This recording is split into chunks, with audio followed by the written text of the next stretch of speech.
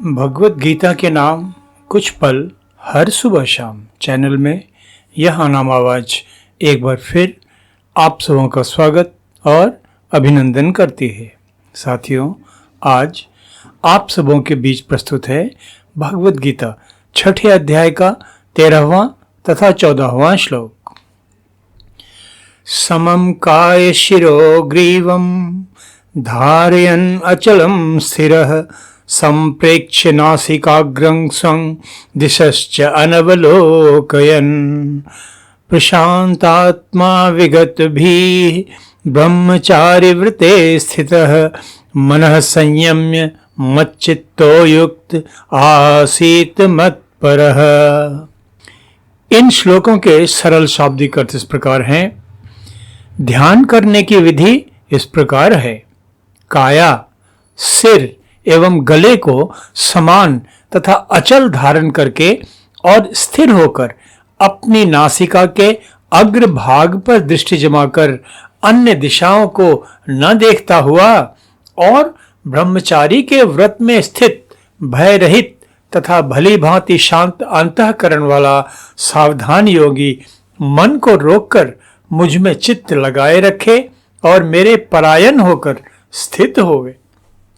साथियों, स्पष्ट है कि योगेश्वर श्री कृष्ण इन श्लोकों में अपने प्रिय शिष्य अर्जुन को ध्यान करने की विधि बतला रहे हैं।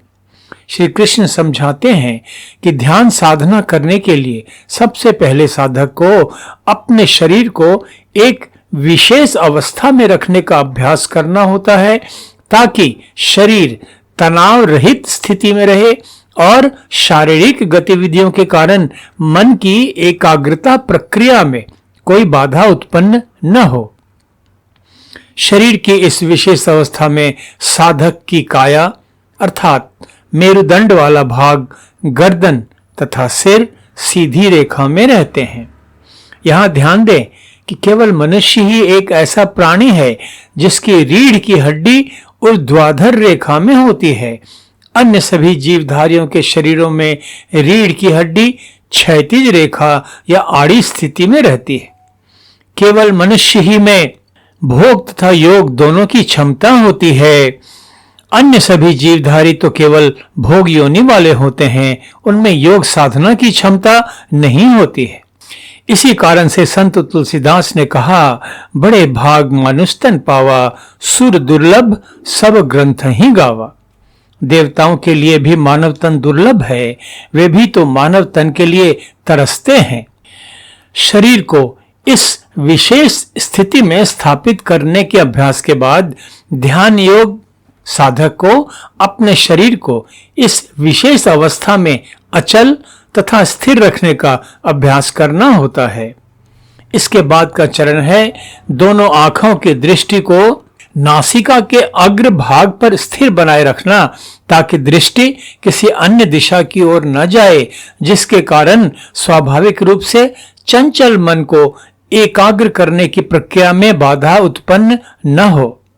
यहां अपने श्रोता बंधुओं को बताना चाहता हूं कि गीता से संबंधित जितने भी सद्ग्रंथ मैंने पढ़े, सभी में नासिकाग्रं शब्द का अर्थ नासिका का अगला छोर यानी टिप ऑफ द नोज ही बताया गया है, किंतु परमहंस योगानंद रचित भगवत गीता व्याख्या में बताया गया है कि उनके गुरु नासिकाग्रं शब्द का अर्थ नासिका का वह भाग बतलाते हैं जो दोनों आंखों की भौहों के बीच में स्थित है।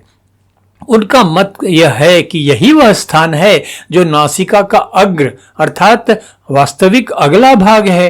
अर्थात उनके मतानुसार ध्यान योग साधक को अपने आंखों की दृष्टि को दोनों भ्रिकुटियों के बीच स्थिर आज्ञा चक्र पर केंद्रित कर वहीं एकाग्र बनाए रखने का अभ्यास करना चाहिए। साथियों, अध्यात्म में मत भिन्नता कोई नई बात नहीं है। अपने अपने अनुभवों के आधार पर विभिन्न ज्ञानी जनों के मतों में भिन्नता पाई ही जाती है, किंतु विचार करने पर ऐसा लगता है कि ध्यान तो अंतर मन की यात्रा है, अर्थात चेतना को बाहरी संसार से असंग कर अंदर की ओर प्रवाहित करने तथा वहीं केंद्रित बनाए रखने का अभ्यास करना। मेरे परम आराध्य ब्रह्मज्ञानी सद्गुरु सदाफल देव जी महाराज ने भी स्वरवेद में ध्यान साधना की यही विधि बतलाते हुए कहा, आसन स्थिर शांत दृढ़ हिले दुमे नहीं देह, बैठो मनमथ मार कर सुमिरो पुरुष विदेह। भगवत गीता तथा स्वरवेद की पैरेलल स्टडी से मुझे हमेशा यह अनुभूति होती रहती है कि ब्रह्म ज्ञान की धारा सचमुच ही अविनाशी है, सनातन है, अपरिवर्तनीय है और वे साधक जिन्होंने अपनी साधना के बल पर इस परम ज्ञान को प्राप्त किया, उनके द्वारा वर्णित ब्रह्म ज्ञान में कोई मतभेद नहीं है।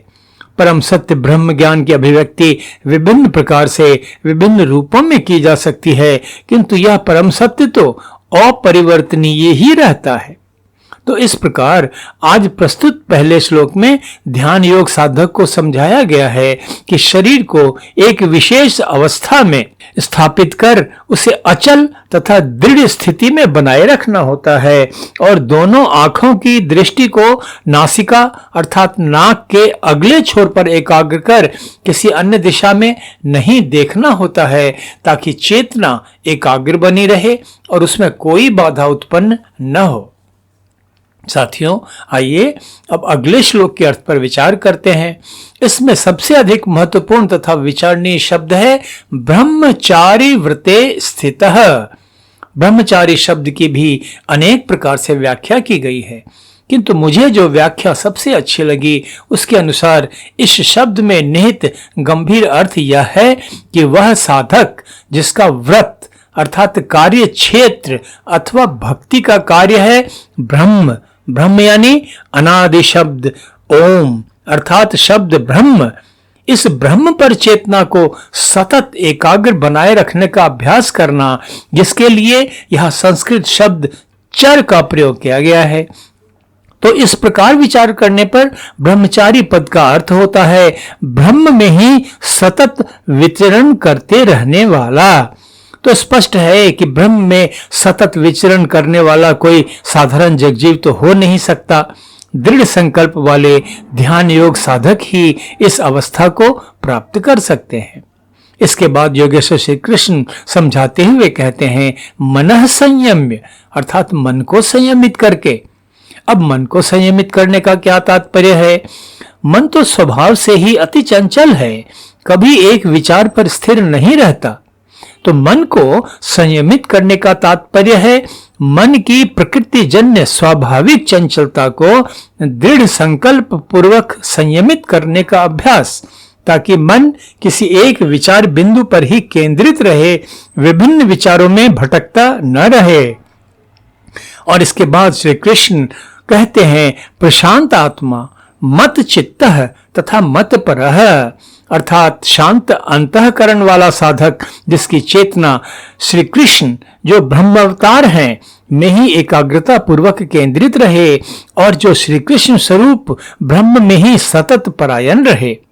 इन तीन शब्द पदों का महत्व यह है कि जब तक मनुष्य की बहिर्मुखी चेतना शांत होकर उसके अंतःकरण में दृढ़ता पूर्वक स्थापित न हो जाए तथा उसका चित्त सतत ब्रह्म के मनन चिंतन में ही निमग्न न रहे और उसके जीवन का चरम लक्ष्य ब्रह्म परायण होना न हो, उसकी ध्यान साधना की सफलता असंभव है। तो साथियों, इस प्रकार योगेश्वर श्री कृष्ण ध्यान योग साधना विधि बड़े सरल बड़े स्पष्ट भाव से समझाते हैं। हम साधारण जगजीवों को भी इस प्रसंग से यह शिक्षा लेनी चाहिए कि हम सब जीवन के किसी भी चरण में, जीवन की किसी भी स्थिति में हो, हमें ध्यान योग साधना का अभ्यास आरंभ कर मानव जीवन के परम कल्याण का मार्ग अवश्य प्रशस्त करना चाहिए, ताकि हमारे लोक तथा परलोक दोनों का उत्थान हो। तो आज बस इतना ही। भगवद गीता छठे अध्याय के अगले श्लोक के अर्थ तथा व्याख्या के साथ शीघ्र ही फिर आप सबों के बीच उपस्थित होऊंगा। तब तक आप सबों के लिए अशेष मंगल कामनाएं।